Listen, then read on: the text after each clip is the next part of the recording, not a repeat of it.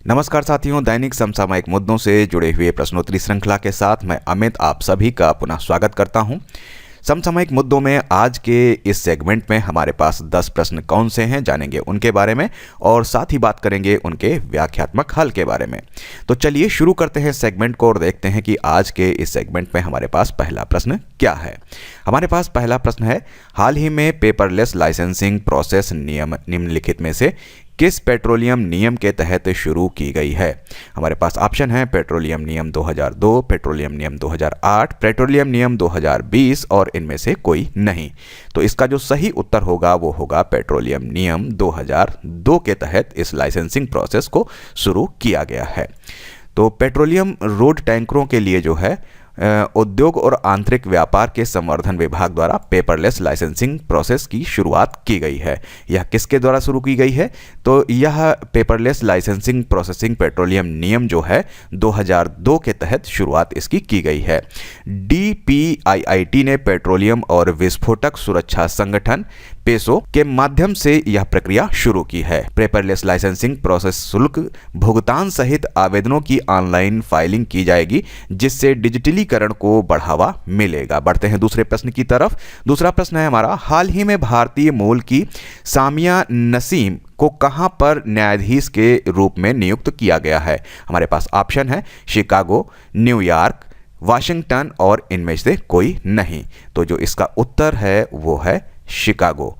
तो भारतीय मूल की जो हैं ये सामिया नसीम को शिकागो के न्यायाधीश के रूप में नियुक्त किया गया है। सामिया के जन्म की बात करें तो इनका जन्म हुआ था अमेरिका में, जबकि इनके पिता की बात करें तो इनके पिता जो हैं वो खालिद नसीम गोरखपुर गीता प्रेस क्षेत्र से संबंधित हैं। बढ़ते हैं तीसरे प्रश्न की तरफ। राष्ट्रीय अपराध रिकॉर्ड ब्यूरो के अनुसार सत्र 2018 में कितने किसानों ने आत्महत्या की है। तो हमारे पास ऑप्शन है यहाँ पर 11,000, 10,349, 9,000 और इनमें से कोई नहीं। तो इसका जो सही उत्तर है वो है 10,349 किसानों ने राष्ट्रीय अपराध ब्यूरो रिकॉर्ड के अनुसार जो है 2018 में आत्महत्या की है। तो 2018 की अगर हम बात करें तो देश भर में कुल 1,34,516 लोगों ने आत्महत्या की थी।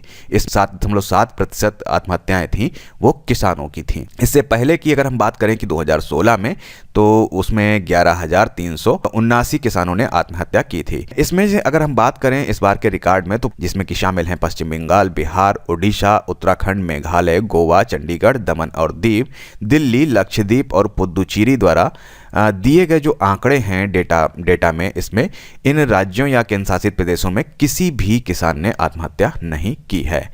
राष्ट्रीय अपराध रिकॉर्ड ब्यूरो की स्थापना की अगर हम बात करते हैं तो वह हुई थी 11 मार्च 1986 को। अपराध और अपराधियों की सूचना के संग्रहण एवं स्रोत के रूप में इसकी स्थापना की गई थी, जिससे कि अपराध को अपराधियों से जोड़ने में खोजकर्ताओं को सहायता मिल सके। इसके मुख्यालय की बात करेंगे तो वो है नई दिल्ली में। और बात करते हैं इसके आदर्श वाक्य की कि इसका आदर्श वाक्य क्या है। तो इसका आदर्श वाक्य है सूचना प्रौद्योगिकी के साथ भारतीय पुलिस को सशक्त बनाना। बढ़ते हैं अपने चौथे प्रश्न की तरफ और चौथा प्रश्न यहाँ पर हमारा, अर्थशास्त्री खुफिया इकाई सर्वेक्षण द्वारा जारी रैंकिंग के अनुसार दुनिया के सबसे तेजी से बढ़ते शहरों में भारत के किस राज्य के 3 शहर शामिल हैं। हमारे पास ऑप्शन है कर्नाटक, केरल, तमिलनाडु और इनमें से कोई नहीं। तो जो इसका सही उत्तर है वो है केरल। तो अर्थशास्त्री खुफिया इकाई सर्वेक्षण द्वारा जारी रैंकिंग के अनुसार दुनिया के सबसे तेजी से बढ़ते शहरों में भारत के केरल राज्य के 3 शहर शामिल किए गए हैं। शीर्ष 10 की रैंकिंग की अगर हम बात करें तो इस रैंकिंग में शामिल 3 शहर जो हैं वो मलप्पुरम, कोझिकोड और कोल्लम हैं। इस सूची में अन्य भारतीय शहरों में केरल के त्रिशूर 13वें स्थान पर है, वहीं गुजरात का सूरत 26वें स्थान पर, जबकि तमिलनाडु की अगर हम बात करें तो तिरुपपुर जो है ये वो 30वें स्थान पर रहा है। मलप्पुरम की बात करें 2015 से 2020 के बीच में तो 44.1% बदलाव के साथ ये विश्व रैंकिंग में नंबर 1 स्थान पर रहा है, जबकि कोझिकोड की बात करें तो 34.5% परिवर्तन के साथ यह चौथे स्थान पर है और कोल्लम की बात करें तो 31.1% स्थान के साथ में प्रतिशत बदलाव के साथ में यह 10वें स्थान पर है।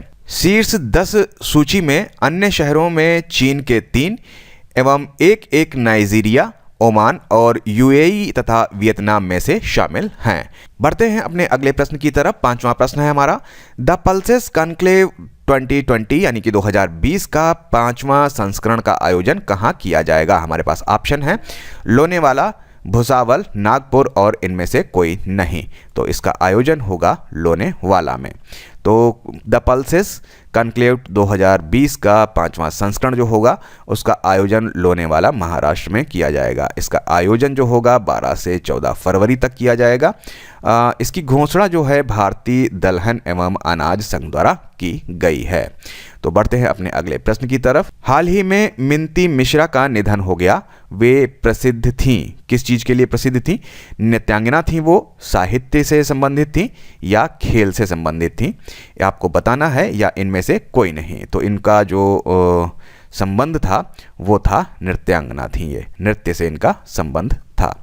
तो मिन्नती मिश्रा जो हैं वो प्रसिद्ध नृत्यांगना थी। मिन्नती मिश्रा ओडिशी के भारतीय शास्त्रीय नृत्य की नृत्यांगना थी। उन्हें 2012 में पद्मश्री से सम्मानित किया गया था। बढ़ते हैं 7वें प्रश्न की तरफ। जनगणना 2021 कब से शुरू होगी? 2 अप्रैल 2020, जुलाई 2020, मार्च 2020 और इनमें से कोई नहीं। तो ये शुरू होगी अप्रैल 2020 से। तो जनगणना 2021 जो शुरू होगी वो 1 अप्रैल 2020 से और चलेगी 30 सितंबर 2020 तक। तो 30 सितंबर को इसको कंप्लीट कर लिया जाएगा। 2021 की जनगणना की बात करें तो यह होगी एक मोबाइल फ़ोन एप्लीकेशन के माध्यम से। भारत के महापंजीयक और जनगणना आयुक्त की बात करें कि कौन है, तो वो हैं विवेक जोशी। बढ़ते हैं अपने 8वें प्रश्न की तरफ। हाल ही में किस बैंक द्वारा भारत की अर्थव्यवस्था 2030 तक 7 ट्रिलियन तक पहुंचने का अनुमान लगाया गया है? तो हमारे पास ऑप्शन क्या है? ऑप्शन है world bank, RBI, Dutch bank और इनमें से कोई नहीं। तो यहाँ पर जो इसका सही उत्तर है वो है डच बैंक। तो डच बैंक जो है इसके द्वारा भारत की अर्थव्यवस्था 2030 तक 7 ट्रिलियन पहुँचने का अनुमान लगाया गया है। यह अनुमान जो है वो डच बैंक के शोध रिपोर्ट इमेजिन 2030 में दिया गया है। बढ़ते हैं 9वें प्रश्न की तरफ। भारत के कौन से 2 बैंक श्रीलंका में अपना परिचालन बंद कर रहे हैं? हमारे पास ऑप्शन है ICICI, एक्सिस बैंक, उपरोक्त दोनों और इनमें से कोई नहीं। तो यहाँ पर जो इसका सही उत्तर है कि सी, उपरोक्त दोनों बैंक जो हैं ये अपना श्रीलंका से परिचालन बंद कर रहे हैं। तो भारत के ICICI और axis bank central bank of Sri Lanka की अनुमति मिलने के बाद श्रीलंका से अपना कारोबार बंद करने जा रहे हैं। कारोबार बंद करने के बाद इनके लाइसेंस जो हैं वो श्रीलंका द्वारा जारी किए गए थे, उनको रद्द कर दिया जाएगा। श्रीलंका की राजधानी की बात करें तो जयवर्धनेपुरा कोटे इसकी राजधानी है। मुद्रा की बात करें तो श्रीलंका रुपया और प्रधानमंत्री की बात करें तो महिंद्रा राजपक्षे वहाँ की प्रधानमंत्री हैं। बढ़ते हैं 10वें प्रश्न की तरफ जो हमारा इस सेगमेंट का अंतिम क्वेश्चन भी है। हाल ही में ईरान के तेहरान में किस देश के यात्री विमान को त्रुटि के कारण मार गिराया गया? हमारे पास ऑप्शन है यूक्रेन, इराक, पाकिस्तान और इनमें से कोई नहीं। तो यहाँ पर यूक्रेन का जो विमान था उसको त्रुटिवश मार गिराया गया है। बढ़ते हैं आगे और जानते हैं इससे जुड़ी हुई कुछ प्रमुख बातों को। तो ईरान के तेहरान में जो है यूक्रेन के यात्री विमान को त्रुटि के कारण मार गिराया गया। ईरान के द्वारा इसे दुश्मन की मिसाइल समझकर मार गिराया गया था। पहले इसे दुर्घटना बताया जा रहा था। इसमें सवार सभी 176 यात्रियों की मृत्यु हो गई है जो दुखद है। यूक्रेन पूर्व यूरोप में स्थित एक देश है जिसकी राजधानी की बात करें तो कीव यहाँ की राजधानी है और मुद्रा की बात करें रिवनिया यहाँ की मुद्रा है। तो ये थे आज के सेगमेंट में हमारे 10 प्रश्न। मिलते हैं कल नए 10 प्रश्नों की श्रृंखला के साथ। तब तक के लिए नमस्कार, धन्यवाद।